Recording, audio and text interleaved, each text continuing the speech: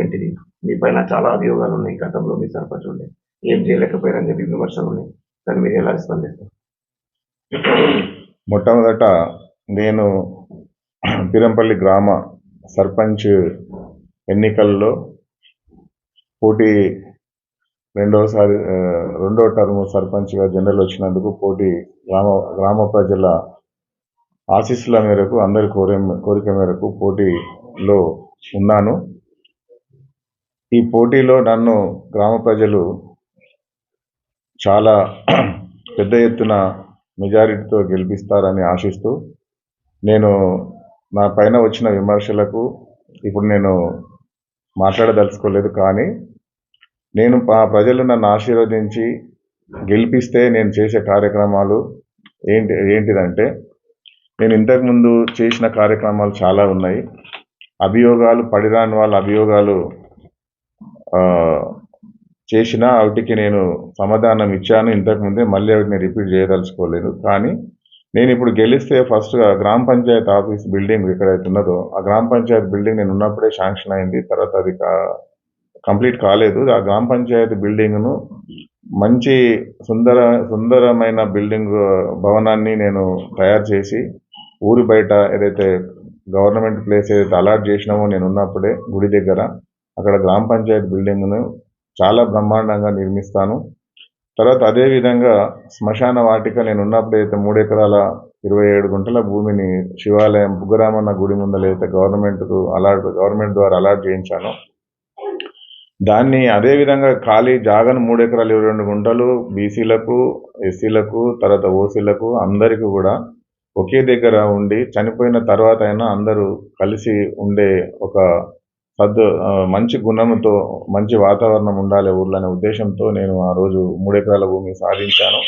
అదే భూమిని ఇప్పుడు కూడా మళ్ళీ నేను వస్తే కంపల్సరీగా శ్మశానాన్ని అదే పోయేటప్పుడు దానికి పోయే దారిని రోడ్డు వేయడం కానీ, తర్వాత ఎవరైనా చనిపోతే తీసుకుపోవడానికి ఒక వాహనం కానీ, అక్కడ అన్ని వసతులు, ట్యాంకు, బాత్రూమ్లు, తర్వాత ఒక షెడ్డు, చనిపోయిన తర్వాత కార్యక్రమాలు చేసుకునేటందుకు అందరికి అనుకూలంగా ఉండే విధంగా తీర్చిదిద్దుతానని, తర్వాత ఏదైతే నేను ఉన్నప్పుడు ఏదైతే నిర్మించిన హనుమాన్ మందిరం ఏదైతే ఉన్నదో ఆ మందిరం ఎప్పుడైతే ఇన్కంప్లీట్గా కింద ఫ్లోరింగ్ కానీ, గ్రిల్స్ కానీ, తర్వాత మెట్ల మీద గ్రిల్స్ కానీ, అదేవిధంగా ఇంకా ఏమైనా దానికి ఇంకో విగ్రహాన్ని వినాయకునికి పక్కకు ఇంకో విగ్రహము ఏదన్నా సాయిబాబాది కానీ, సుబ్రహ్మణ్య స్వామిది కానీ పెట్టాలని ఆ విధంగా చేసి దాన్ని ఉన్న ఏదో ఇన్కంప్లీట్గా ఉన్న దాని బండలు, గ్రిల్స్ అన్నీ కూడా కంప్లీట్గా చేస్తానని, తర్వాత స్కూల్ బిల్డింగ్ కూడా చాలా పురాతనంగా ఉంది, చిన్నపిల్లలకు చాలా అసౌకర్యంగా ఉంది. దాన్ని కూడా బిల్డింగ్ను కూడా డిస్మెంటల్ పెట్టి కొత్త బిల్డింగు వచ్చే విధంగా, ఒకవేళ కొత్త బిల్డింగ్కు పర్మిషన్ లేకపోతే దాన్ని మరమ్మతులు చేసి ఒక కార్పొరేట్ స్కూల్ ఎట్లయితే ఉంటుందో ఆ విధంగా తీర్చిదిద్దుతానని, తర్వాత ఊర్లో ఏదైతే లా అండ్ ఆర్డర్ ప్రాబ్లం ఉందో దాన్ని సామరస్యంగా అందరినీ కలుపుకొని, ప్రతిపక్షాన్ని కూడా కలుపుకొని అందరిని కూర్చోబెట్టుకొని ఒక కమిటీ వేసి ఆ కమిటీ మెంబర్లను పెట్టి ఒక ఉత్సవానికి ఒక కమిటీ, చనిపోయినాక అప్పుడు ఒక కమిటీ, ఆ పెద్ద మనుషులను ఏ విధంగా అయితే చెప్పి ఎలాంటి గొడవలు లేకుండా సామరస్యంగా పండుగ వాతావరణాలు వచ్చినప్పుడు మా ఊరిని చూసి పక్క ఊర్లు నేర్చుకునే విధంగా అందరినీ యువకులను ప్రోత్సహించి యువకుల లోపల ఒక క్రమశిక్షణ వాతావరణం తీసుకొస్తానని, తర్వాత ఏదైతే రోడ్స్ ఉన్నాయో మాకు ఇన్కంప్లీట్ రోడ్స్ ఉన్నాయి. నేను ఉన్నప్పుడు వేసిన రోడ్స్ తప్ప ఏ రోడ్స్ ఇంతవరకు పెద్దగా పట్టించుకోలేదు. గేట్ నుంచి స్కూల్ వరకు ఆల్రెడీ 23 లక్షల రూపాయలతో శాంక్షన్ అయి ఉన్నది. అతి త్వరలో గెలవంగానే ఫస్ట్ రోడ్డు మన పుల్సమాండ్ గేట్ నుంచి స్కూల్ బిల్డింగ్ వరకు బ్రహ్మాండంగా రోడ్ అవుతుంది. తర్వాత పెద్ద నా జీవిత ఆశయం ఏదైతే ఉందో శ్మశానము, తర్వాత ఇప్పుడు వెనకపల్లి గేట్ నుంచి మన చించల్పేట గేట్ వరకు ఏదైతే రోడ్ ఏదైతే చాలా చాలా చాలా రోజుల నుంచి పెండింగ్ ఉన్న రోడ్ ఏదైతే ఉన్నదో ఆ రోడ్డును మా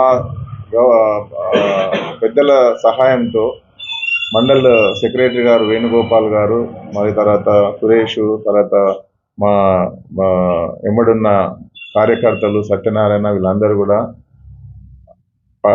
ప్రజల కోరిక మేరకు కష్టపడి మేము పెట్టుకొని ఉన్నాము. ఆల్రెడీ 3 కోట్ల రూపాయల ఎస్టిమేషన్తో సీతక్క గారి దగ్గర ఫైల్ పెండింగ్లో ఉంది.